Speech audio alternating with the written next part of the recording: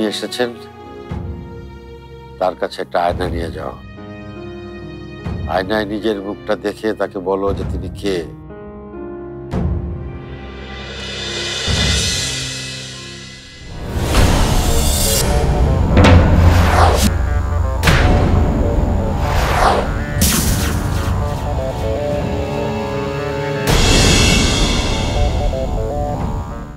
তোর স্বপ্নটা এইভাবে সত্যি হোক সেটা নিশ্চয়ই তুই চাসনি। স্বপ্নটা সত্যি হচ্ছে সেটাই বড় কথা। কিভাবে হচ্ছে সেটা ভাবার দরকার নেই।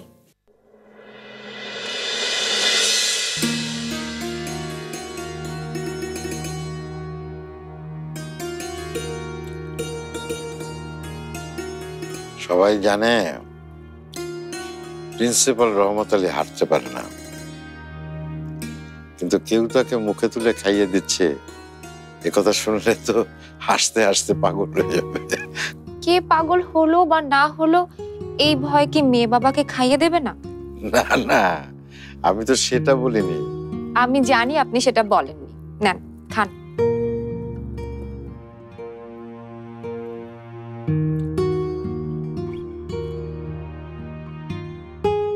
দুপুরে মেহমানদারি, রাতে গুঁড়ো মাছের চচ্চড়ি।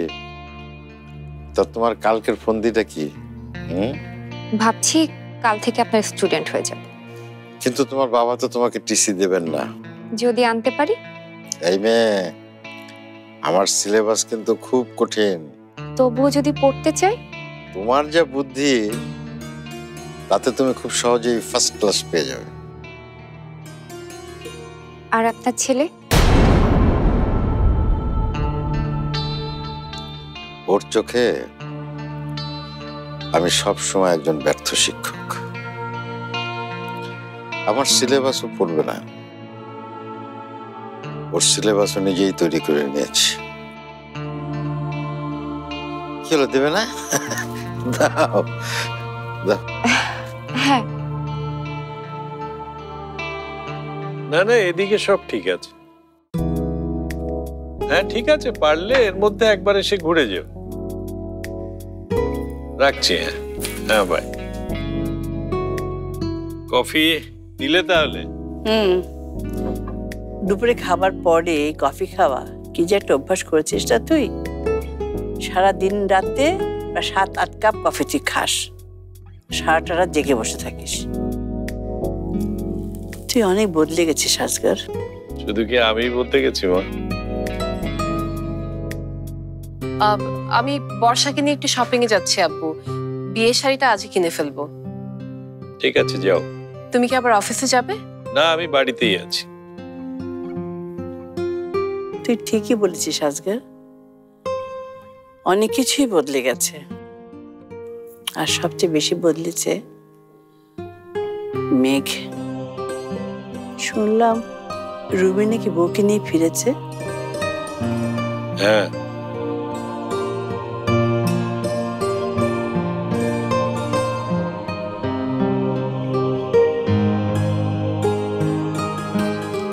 এভাবে ধরে নিয়ে আসলে কেন? কিছুই তো বুঝলাম না। বাড়িতে কত কাজ, রাতের রান্না।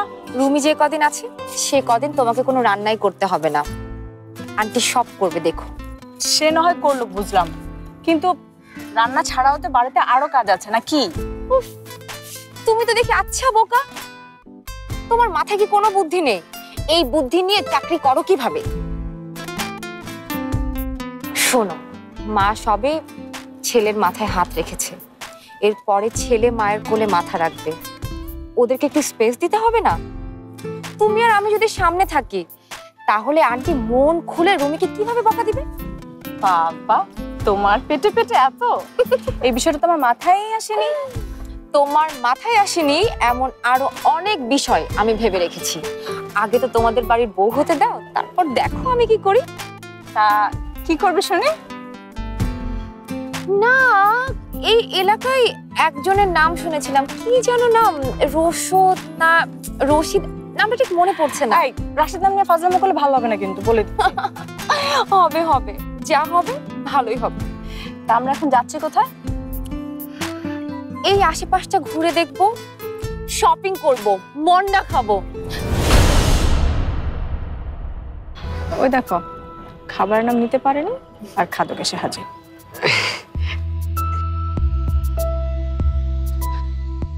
কেমন আছো শশী? ভালো।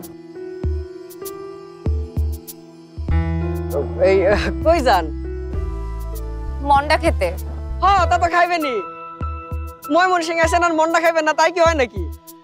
তো এই আপনারা দুজন কেন? ভাই কই? আপনার একলা সাইরা ভাই ঘুমাইতেছে? ঘুমাচ্ছে না, আন্টির কোলে মাথা রেখে শুয়ে আছে। কি কইলেন? খালাম্মার কোলে? খালাম্মা বাইরে হের কোলে মাথা রাখতে দিছে?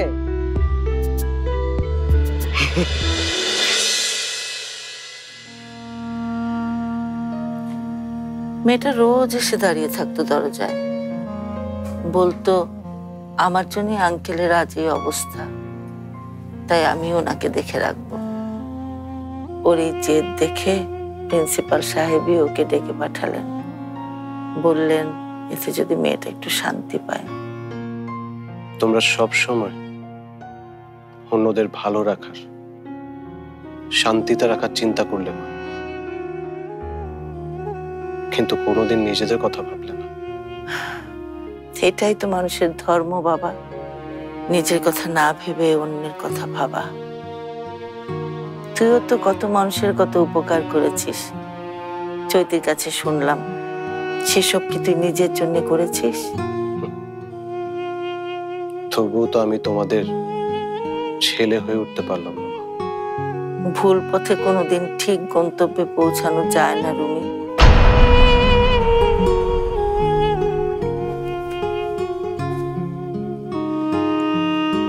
বাবা কি আমাকে কোনোদিনও ক্ষমা করবে না মা? করবে না কেন? নিশ্চয়ই করবে। কবে? যেদিন তুই ঠিক পথে হেঁটে গিয়ে ওনার সামনে দাঁড়াবি। প্রিন্সিপাল সাহেব যে রুমিকে খুঁজছেন, সেই রুমিকে তুই খুঁজে আনতে পারবি না বাবা? আমি জানি তুই পারবি।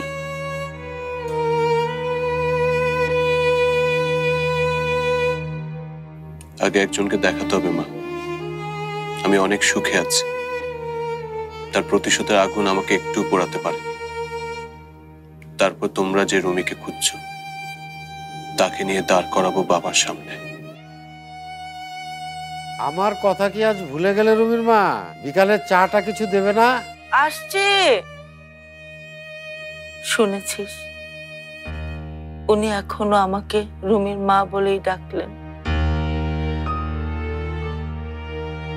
যত তাড়াতাড়ি পারিস বাবা ওনার ছেলেকে খুঁজে দে, মানুষটা অনেক কষ্টে আছে।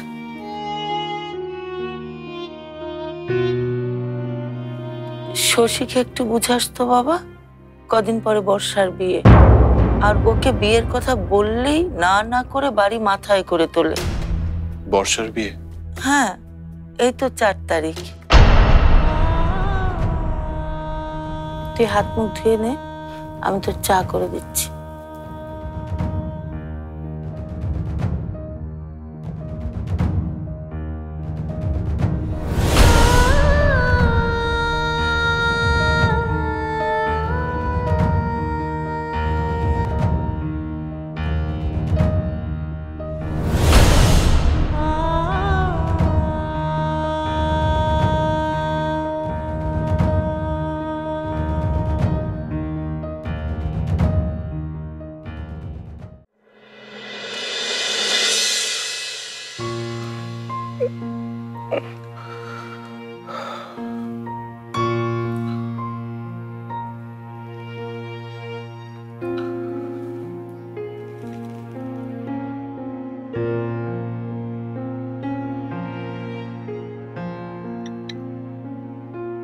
মেহমানকে চা দিয়েছো?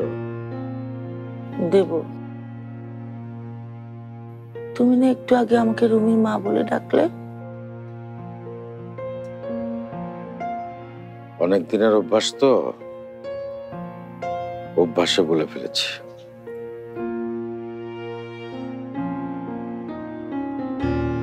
চৈতি শশীকে নিয়ে সেই বিকেলে বাইরে গেল। এখনো তো ফিরলো না। বেড়াতে এসেছে, চারপাশটা ভালো করে ঘুরে দেখে তবেই না ফিরবে।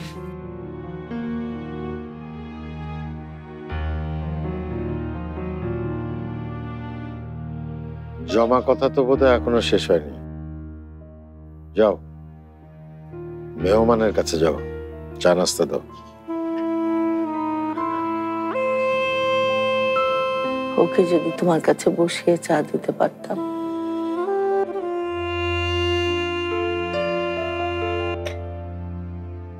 যেটা হচ্ছে না সেটা বলে আর কি লাভ। যাও, তুমি ওনার কাছে যাও। ছেলেটা খুব কাঁদছিল, বলছিল বাবা কি আমাকে ক্ষমা করবে না।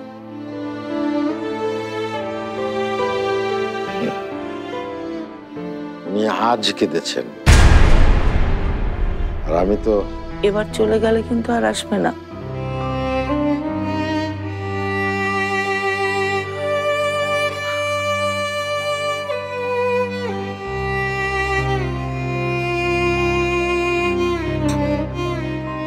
যদি যাই তাহলে আর আসার দরকারটা কি? তুমি ওর কাছে ঠিক কি চাও বলো তো? তুমি কি সত্যি জানো না আমি কি চাই? তাতে কিন্তু অনেক কষ্ট পাবে। তখন নিজেকে দেবার মতো সান্ত্বনা আমার কাছে থাকবে না। আমি জানবো যার কারণে কষ্ট পাচ্ছে সে আমার ছেলে। আমি ওকে বলি তুমি কি চাও? না, বলো না। উনি যদি কোনোদিন আমাদের রুমিকে খুঁজে পান তাহলে সেদিন আমাদের কাউকেই আর কিছু বলতে হবে না।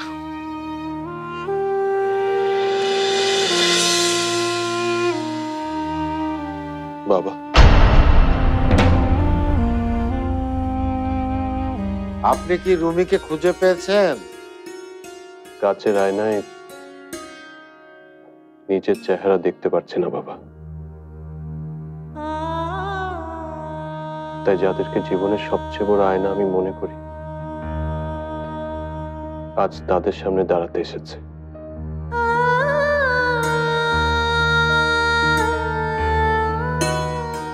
আসেন, ভেতরে আসেন।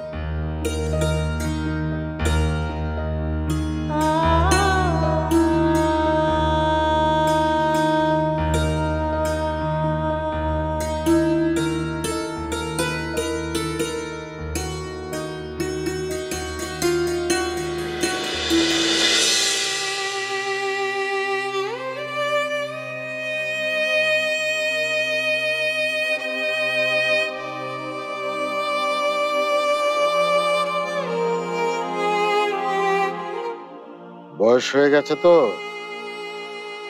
চোখে ভালো দেখতে পাই না। আপনি কি দয়া করে একটু এগিয়ে আসবেন?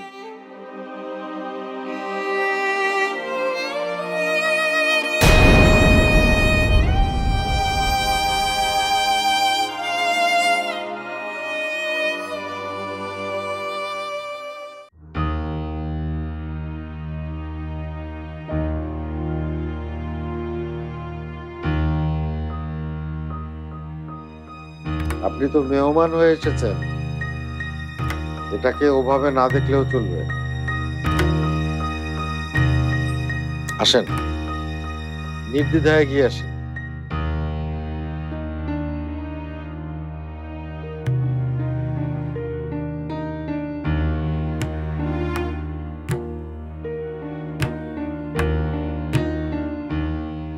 না, চেহারা দেখে তো আমার রুমি মনে হচ্ছে না।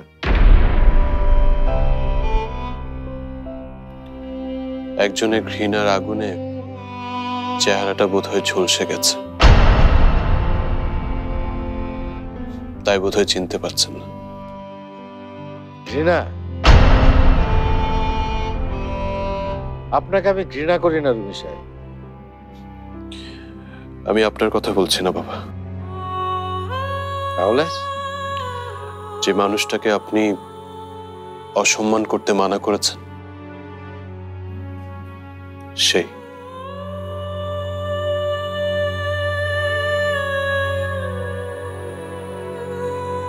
ছাত্র প্রশ্ন করলে শিক্ষক উত্তর দেয়, যুক্তি বুদ্ধি দিয়ে তাকে বোঝায়। আমি আপনাকে কয়েকটা প্রশ্ন করতে চাই বাবা। আমার যুক্তি বুদ্ধি কি আপনার কাছে ঠিক মনে হবে?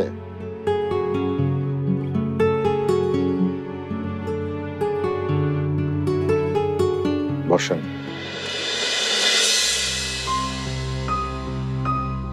তুমিও বসরে যাও না,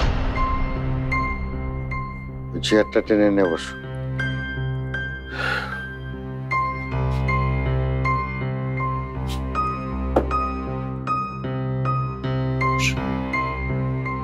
বসো।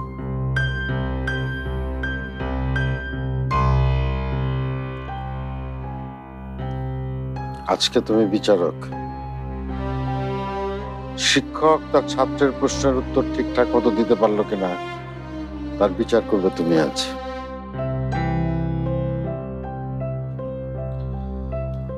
আজকে খুব সহজে ছাড় পাবো বলে মনে হচ্ছে না রেজওয়ানা। উনি সব অস্ত্র শস্ত্র ধার দিয়েই এসেছেন। বিচার করতে বসেছো রেজওয়ানা। বিচারকের আসনে বসে আবার কারো মা হয়ে ওঠো না, অথবা কারো স্ত্রী।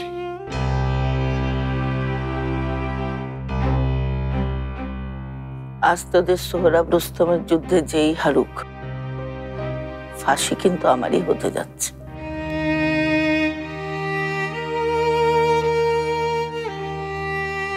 বলেন আপনার কি প্রশ্ন আছে? আমি টাকার জন্যে আজকর চাচার মেয়ের সাথে যে প্রেমের অভিনয় করেছে সেটা আপনি বিশ্বাস করেন?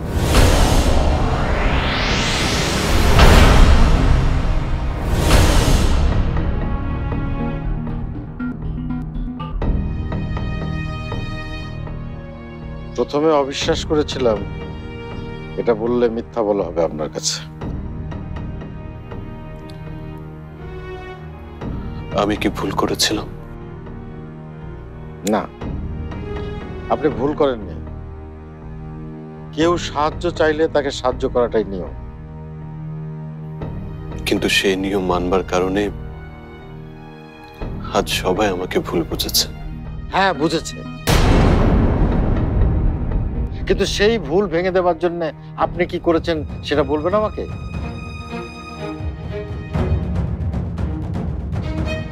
ভেবে পাচ্ছেন না তো? ঠিক আছে, আমি বলে দিচ্ছি। কারো সামনে আপনি ওই মেয়েটিকে দায়ী করেননি। জীবনের তিক্ত অতীতকে মাটি চাপা দিয়ে সৎ থাকার চেষ্টা করেছেন। ঢাকা গিয়ে কষ্ট করেছেন, জোকার সেজে টাকা রোজগার করেছেন। এসব আপনি জানেন?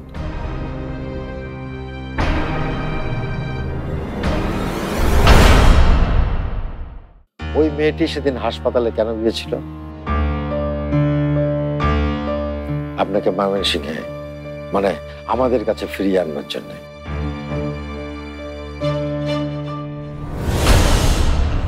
যত যাই বলিস, রুমির কিন্তু পছন্দ আছে। এসব কথা বাদ দে তো আপু। কেন বাদ দিতে হবে? কেন? তোমার ভাই আমাকে কোনো কিছু দিয়ে বাঁধেনি, আমি নিজেই বাধা পড়েছি। কেন আপনার বোন রাস্তায় বেরোলে অন্যরা কানাঘুষা করে, ওই যে খলনায়কের বোন যাচ্ছে?